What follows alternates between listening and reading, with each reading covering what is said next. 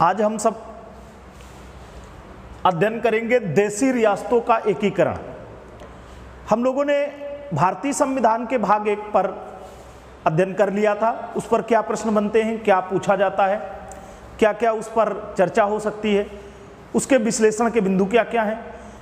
इन पर चर्चा करने के पश्चात हमने बताया था कि भाग 1 से जुड़े दो आयामों का अध्ययन करेंगे, जिसमें से एक आयाम पर हम लोग पढ़ेंगे देशी रियासतों का एकीकरण, और दूसरे आयाम पर जब अध्ययन करेंगे तो भारत में राज्यों का पुनर्गठन। सर्वप्रथम इसी बात को लेकर के चलते हैं, देशी रियासतों का एकीकरण। जब भारत आज़ाद होता है 1947 में, तो 1947 में आज़ादी के समय अगर देखें हम लोग, तो अंग्रेज सरकारों के शासनकाल के समय 2 तरीके के शासन संचालित हो रहे थे। एक देशी रियासतें या रजवाड़े कह सकते हैं, और एक ब्रिटिश सरकार के अधीन प्रांत। जब 1947 में भारतीय सत्ता का स्थानांतरण किए जाने की बात की गई, तो ब्रिटेन संसद द्वारा एक अधिनियम पारित किया गया, भारतीय स्वतंत्रता अधिनियम 1947। भारतीय स्वतंत्रता अधिनियम 1947 4 जुलाई 1947 को ब्रिटिश संसद में पेश किया गया और 18 जुलाई 1947 को ब्रिटिश संसद द्वारा पास कर दिया गया। उसके आधार पर भारत और पाकिस्तान नाम के 2 डोमिनियन स्टेट विभाजित किए गए। दोनों डोमिनियन स्टेटों के साथ देशी रजवाड़े या रियासतों की बात करें तो आज़ादी के समय जब देश आज़ाद होता है तो भारत में 562 देशी रियासतें रहती, 562 देशी रियासतें रहती। अब इन रियासतों के साथ क्या व्यवहार किया जाए, इस पर चर्चा और बहस शुरू हुई। तो अधिकांश भारतीय संविधानविद और भारत के राष्ट्रीय स्वतंत्रता संग्राम के जो सेनानी थे, उन सब का मानना था कि देशी रियासतें भारत में सम्मिलित होंगी। लेकिन कुछ राजे रजवाड़े ऐसे थे जो अपनी स्वतंत्र सत्ता स्थापित करना चाहते थे।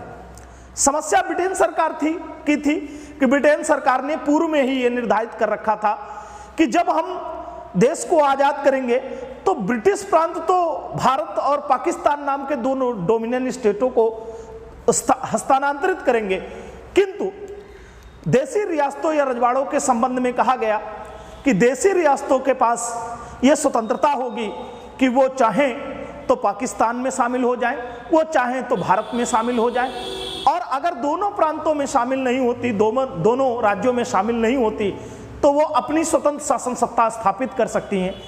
इन्हीं बिंदुओं को देखते हुए 1947 के आसपास देखेंगे 562 देशी रियासतों से अधिकांश रियासतों से ये कहा गया कि संचार, विदेश विभाग और सुरक्षा, ये 3 बिंदु वो भारतीय संघ को सौंप दें और अन्य मामलों में वो स्वतंत्र तरीके से शासन सत्ताएं संचालित कर सकती हैं।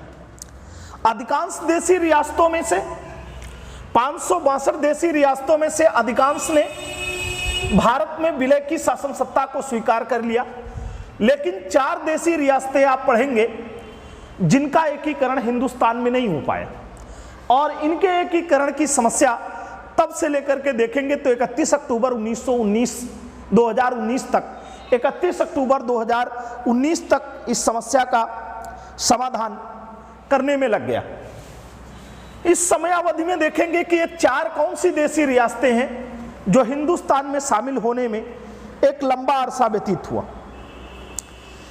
भारतीय रियासतों को अखिल भारतीय संघ में या देशी रियासतों को अखिल भारतीय संघ में शामिल करने के लिए सरदार पटेल, वीपी मेनन के साथ साथ अंतरिम मंत्रिमंडल के लोगों की अहम भूमिका रही। यहां पर हम देखेंगे 3 देशी रियासतें ऐसी हैं जो भारत में आज़ादी के समय सम्मिलित नहीं हुई। उन्होंने अपनी स्वतंत्र शासन सत्ताएं स्थापित करने की बात की। एक रियासत देखेंगे जूनागढ़, एक दूसरी रियासत है हैदराबाद, और एक तीसरी रियासत है जम्मू कश्मीर।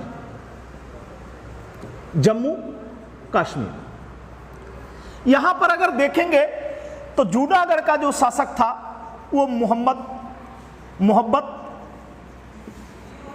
खान यहां का नवाब था। नवाब था।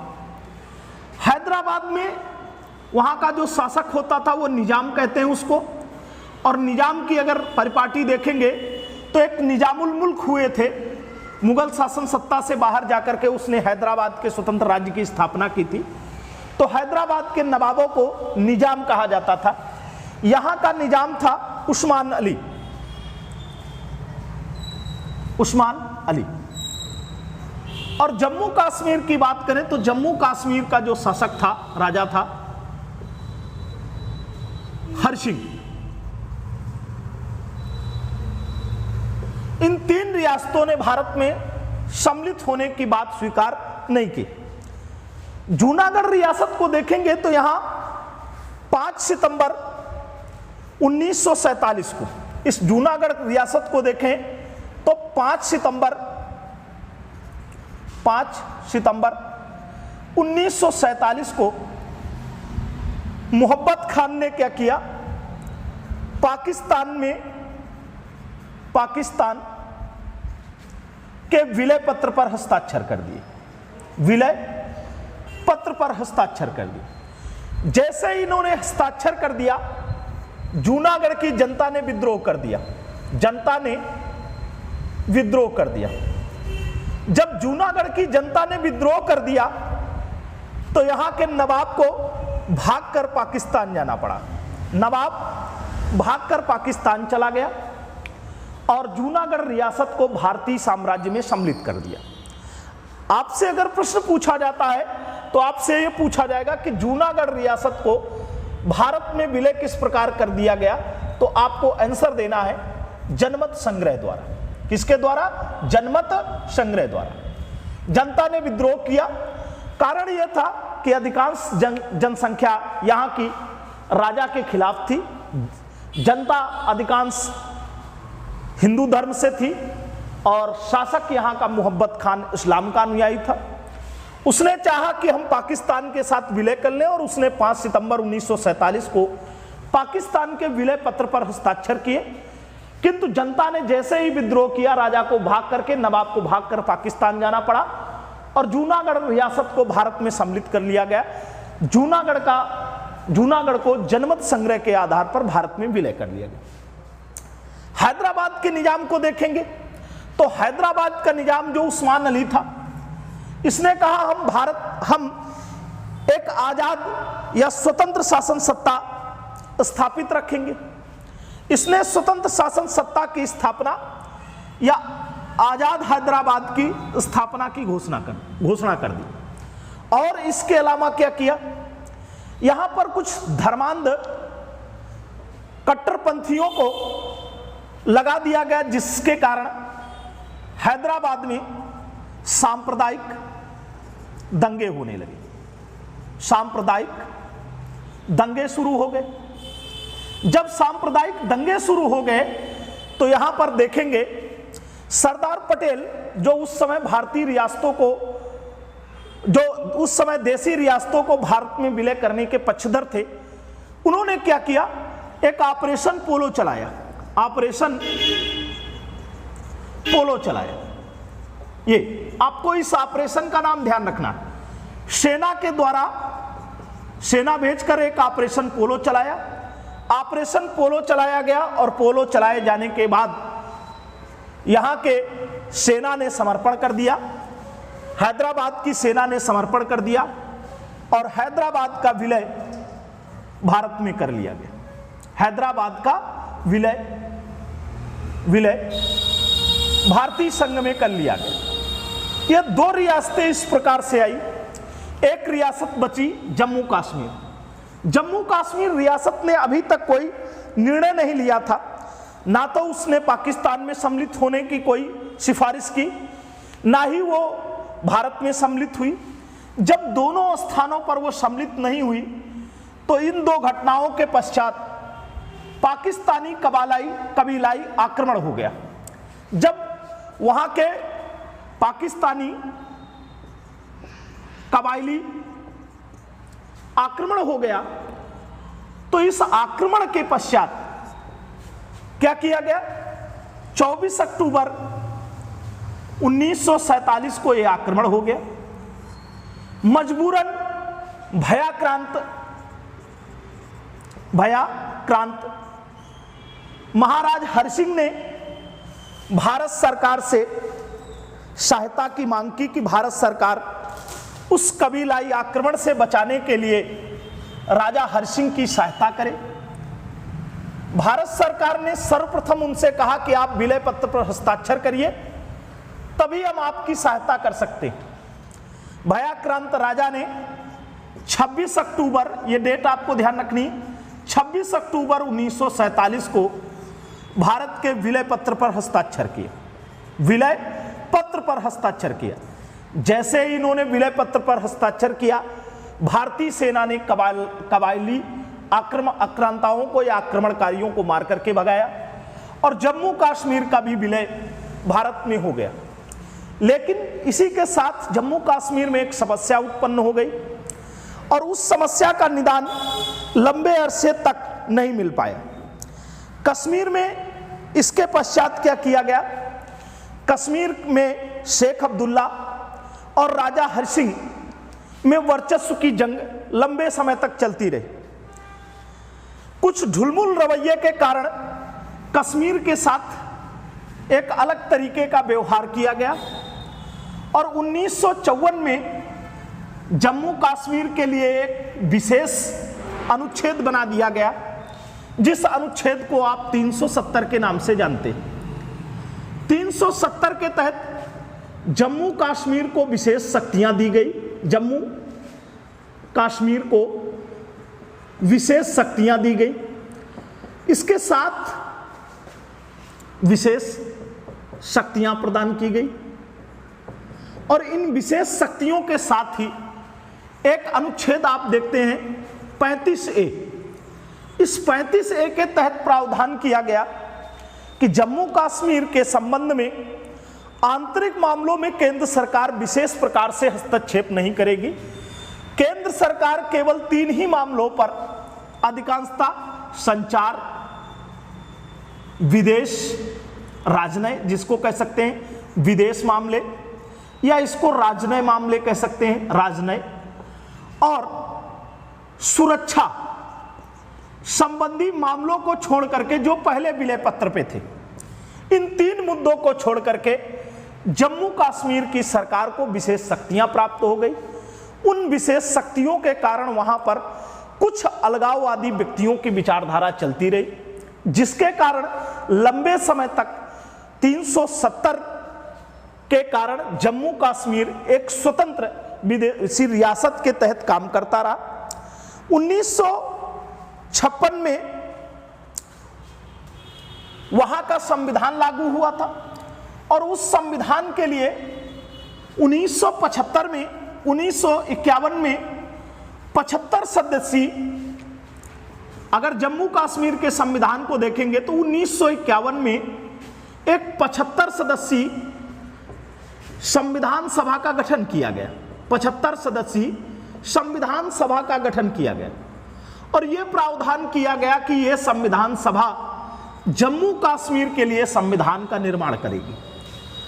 और इसने जो संविधान का निर्माण किया उस पे एक आर्टिकल 26 बनाया गया और आर्टिकल 26 के तहत जम्मू कश्मीर का जो सदर रियासत होता था, सदर ए रियासत, ये सदर ए रियासत ही वहां का सर्वे सर्वा या एक तरीके से कह देंगे शक्तियों का मुख्य स्रोत इसी के पास था, सदर रियासत के पास। और एक अलगाववाद की मुहिम जो शुरू हुई 1951 में इस संविधान सभा ने एक अलग संविधान बनाया और यह संविधान 26 जनवरी 1957 को जम्मू कश्मीर में लागू हो गया। तो जम्मू कश्मीर के लिए एक अलग संविधान का जो निर्माण किया गया वो 26 जनवरी 1957 से लागू हुआ, यह भी तिथि ध्यान रखना है। 1965 तक ये सदर रियासत का जो पद था ये 1965 तक बना रहा। उसके पश्चात वहां पर भी मुख्यमंत्री और राज्यपाल का प्रावधान कर दिया गया, किंतु फिर भी सदर रियासत के स्थान पर आए राज्यपाल वहां के सर्वप्रमुख होते थे। ये प्रक्रिया तब से चलती रही। अंततः आप देखते हैं राष्ट्रपति रामनाथ कोविंद जी के काल में 5 अगस्त 2019 की तिथि, 5 अगस्त 2019 को 5 अगस्त 2019 को, ये डेट आपको ध्यान रखनी, 5 अगस्त 2019 को पूर्व राष्ट्रपति कहेंगे, अब पूर्व राष्ट्रपति, क्योंकि तत्काल में राष्ट्रपति द्रौपदी मुर्मू जी हैं, पूर्व राष्ट्रपति डॉक्टर रामनाथ कोविंद ने, रामनाथ कोविंद जी ने एक आदेश जारी कर, आदेश द्वारा अनुच्छेद 370 और अनुच्छेद 35A, ये दोनों आर्टिकल जम्मू कश्मीर को जो विशेष दर्जा देते थे, ये विशेष दर्जा इनका समाप्त कर दिया गया। ये आपको ध्यान रखना है। कब?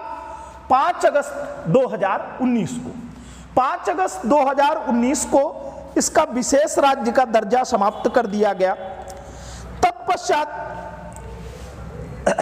संसद में 31 अक्टूबर, आप अगर इस तिथि से वाकिफ होंगे, 31 अक्टूबर 2019 को, ये 31 अक्टूबर की तिथि को आप देखेंगे, भारत में राष्ट्रीय एकता दिवस मनाया जाता है सरदार पटेल के जन्म दिवस के रूप में।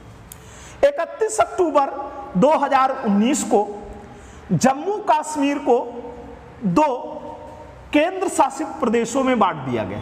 केंद्र शासित प्रदेशों में विभाजित कर दिया गया। 2 केंद्र शासित प्रदेश बनाए गए, एक का नाम रखा गया जम्मू कश्मीर और दूसरा एक लद्दाख। ये दो केंद्र शासित प्रदेश बना दिए गए, जिसके कारण वर्तमान समय में केंद्र शासित प्रदेशों की संख्या 8 हो गई। तो ये 2 तिथियां ध्यान रखना है कि 5 अगस्त 2019 को पूर्व राष्ट्रपति रामनाथ कोविंद जी ने क्या किया है, एक आदेश द्वारा अनुच्छेद 370 और 35A के द्वारा जम्मू कश्मीर का विशेष राज्य का दर्जा समाप्त कर दिया। अब उसे विशेष शक्तियां या विशेष राज्य के दर्जे से हटा दिया गया। और यहां पर क्या किया गया, 5 अगस्त 2019 को और 31 अक्टूबर 2019 को संसद द्वारा जम्मू कश्मीर और लद्दाख नाम से 2 केंद्र शासित प्रदेशों का गठन कर दिया गया, जिससे केंद्र शासित प्रदेशों की संख्या 8 हो गई। इसके पश्चात एक देशी रियासत और सुनेंगे आप, भोपाल का। भोपाल भी एक लंबे समय बाद अखिल भारतीय संघ का हिस्सा हो पाई है। इसके पहले वो एक स्वतंत्र रियासत थी। भोपाल ने क्या किया था, आजादी के समय भोपाल रियासत के नवाब ने भी भारत में सम्मिलित नहीं हुआ। भोपाल रियासत, यह भी आपको ध्यान रखना है, केवल 3 ही रियासतें नहीं, भोपाल रियासत। यहां का नवाब जो था, वो नवाब था हमीदुल्लाह। नवाब हमीदुल्लाह ने क्या किया, भोपाल को एक स्वतंत्र रहने की घोषणा कर दी कि स्वतंत्र रियासत रहेगी। भोपाल की स्वतंत्रता की घोषणा कर दी कि भोपाल एक स्वतंत्र देशी रियासत रहेगा। लेकिन जनता ने यहां विद्रोह कर दिया और जनता के विद्रोह कर देने के कारण यह रियासत 30 अप्रैल 1949 को, 30 अप्रैल 1949 को, यह तिथि आपको ध्यान रखनी है, 1949 को नवाब ने विलय पत्र पर हस्ताक्षर किए, जब जनता ने यहां विद्रोह कर दिया। और जब विलय पत्र पर हस्ताक्षर कर दिए तो 1 जून 1949 को भोपाल रियासत भारतीय संघ का हिस्सा बन गया। यह एक ऐसी रियासत है जो और बाद में शामिल की गई। इन 4 रियासतों के पश्चात आप कुछ और शासन सत्ताओं को देखेंगे। 3 ऐसे वर्तमान के राज्य हैं, या कह सकते हैं कि 2 केंद्र शासित प्रदेश हैं और 1 राज्य है, जिनके संबंध में आप देखेंगे तो उनकी स्थितियां कुछ इतर रही। जैसे आप अगर भारतीय मानचित्र को देखें तो यहां पर आपको मिल जाएगा, ये गुजरात के निकट एक हिस्सा मिल जाएगा, ये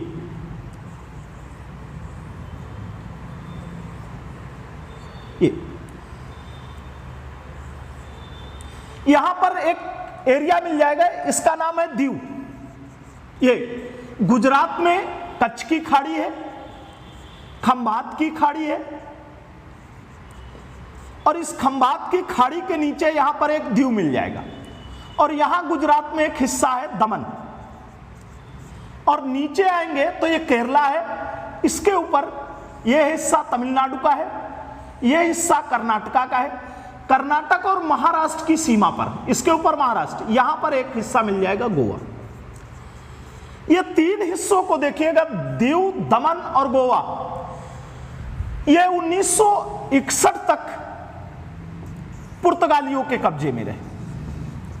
पुर्तगालियों ने इन तीनों पर 1961 तक कब्जा करके रखा। भारत सरकार ने कई बार इनसे बात की पुर्तगालियों से कि दमन द्वीप, गोवा को आजाद कर दिया जाए, लेकिन पुर्तगालियों ने इस बात पर विशेष ध्यान नहीं दिया। जब यहां जनता ने विद्रोह किया और भारतीय सेना ने 1961 में ऑपरेशन विजय चलाया, तो ऑपरेशन विजय चला करके इन तीनों को आजाद कराया गया, दीव को, दमन को और गोवा को, जो पुर्तगाली कब्जे में थे। और इसके पश्चात दमन और दीव को मिला करके एक केंद्र शासित प्रदेश बना दिया गया और गोवा को एक स्वतंत्र राज्य बना दिया गया। ये हिस्से पहले तीनों एक ही में सम्मिलित थे, लेकिन 1987 में गोवा को स्वतंत्र कर दिया गया और दमन द्वीप को केंद्र शासित प्रदेश बना दिया गया। किंतु आज की तिथि में देखेंगे तो गोवा, दमन द्वीप के साथ साथ दादरा नगर हवेली को 26 जनवरी 1920 की तिथि है, 26 जनवरी 1920 को दमन द्वीप और 2 प्लेस और पड़ेंगे, एक मिलेगा दादर और एक नगर हवेली।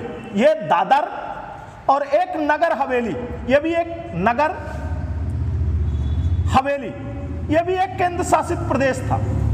इनका विलय दमन द्वीप, दादरा नगर हवेली, इन चारों प्लेसों को या 2 केंद्र शासित प्रदेशों को सम्मिलित करके 26 जनवरी 2020 को इनको एक केंद्र शासित प्रदेश बना दिया गया, केंद्र शासित प्रदेश बना दिया गया। इसलिए पहले केंद्र शासित प्रदेशों की संख्या 7 थी। जम्मू और लद्दाख जब बने तो इनकी संख्या 9 हो गई, लेकिन जब दमन द्वीप और दादरा नगर हवेली को सम्मिलित कर दिया गया तो वर्तमान समय में केंद्र शासित प्रदेशों की संख्या 8 हो गई। अब एक हिस्सा और है, आपको ध्यान रखना है, यहां केरल में एक स्थान है जिसका नाम है माहे। एक स्थान और है जो बहुत देर में आजादी मिली जिस स्थान को, और इस स्थान का नाम देखेंगे तो यह स्थान है केरल में पड़ता है माहे, और एक स्थान तमिलनाडु में है, इसका नाम है कराईकल, और एक स्थान और है यहीं पर तमिलनाडु में जिसका नाम है पुदुचेरी। पहले इसको पांडिचेरी कहा जाता था, पुदुचेरी। और एक स्थान यहां पर आंध्र प्रदेश के सीमा पर पड़ेगा जिसका नाम है यमन। ये आंध्र प्रदेश की सीमा हो जाएगी, ये केरला में है और ये तमिलनाडु में। यहां पर एक स्थान मिलेगा यनम, और इन प्लेसों को क्या किया गया है, ये सारे प्लेस माहे, यनम, कराईकल, ये फ्रांसीसियों के कब्जे में थे। और ये बस्तियां जो फ्रांसीसियों के कब्जे में रही फ्रांसीसियों ने इन बस्तियों पर लगभग 300 वर्षों तक शासन किया।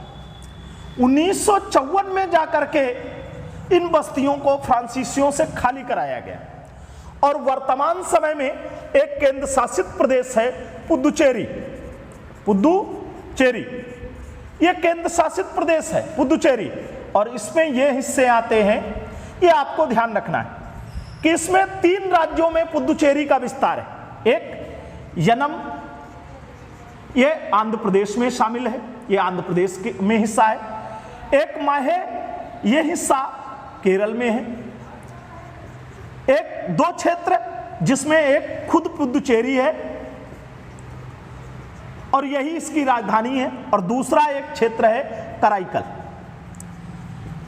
अगर इन बिंदुओं को देखें तो इन पर विस्तार पुदुचेरी का है, और पुदुचेरी वर्तमान समय में एक केंद्र शासित प्रदेश है और ये फ्रांसीसी कब्जे में रहा।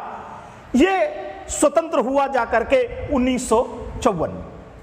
अब एक बस्ती और है इन्हीं देशी रियासतों के एकीकरण में, देखेंगे यह सिक्किम है।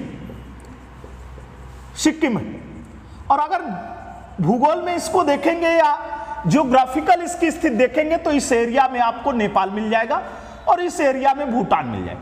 भूटान और नेपाल के मध्य जो एरिया है यह सिक्किम का एरिया है, और सिक्किम में एक वंश का शासन था जिसका नाम है चोक्याल। यह चोक्याल वंश का शासन था। जब 1947 की बात आई तो इसने अपने आप को स्वतंत्र रखा। चोक्याल वंश ने भी अपने आप को स्वतंत्र रखा। यह ना तो भारतीय रियासत में शामिल हुआ और ना ही पाकिस्तानी ना तो भारतीय संघ में शामिल हुआ और ना ही पाकिस्तान में शामिल हुआ। इस चोक्याल वंश ने शासन संचालित किया, लेकिन जनता का आक्रोश बढ़ता गया और जनता ने आगे चल करके जब विद्रोह किया तो आपको हमने कल की क्लास में पढ़ाया था, पीछे की क्लास में देख लीजिएगा। सिक्किम को 1974 में 35वां संविधान संशोधन और 1975 में 36वां संविधान संशोधन, 35वें और 36वें संविधान संशोधन द्वारा इसमें भारतीय संविधान में संशोधन करके 35वें संविधान संशोधन 1974 द्वारा सिक्किम को संयुक्त राज्य बनाया गया या एसोसिएट स्टेट बनाया गया, और 1975 में 36वें संविधान संशोधन द्वारा सिक्किम को भारत का 22वां पूर्ण राज्य का दर्जा प्रदान किया गया। इस तरीके से पूरे हिंदुस्तान का एकीकरण हुआ। तो आप देशी रियासतों के इस टॉपिक पर इन बिंदुओं को गौर रखिएगा, यहां से आपके प्रश्न मिल जाएंगे। अगर और भी आपके कोई सुझाव हैं या और आप और कहीं की कुछ जानकारियां चाहते हैं तो आप बताएंगे, मैं दूसरी क्लासों में बता दूंगा। इसके पश्चात हम लोग अगली क्लास करेंगे राज्यों का पुनर्गठन।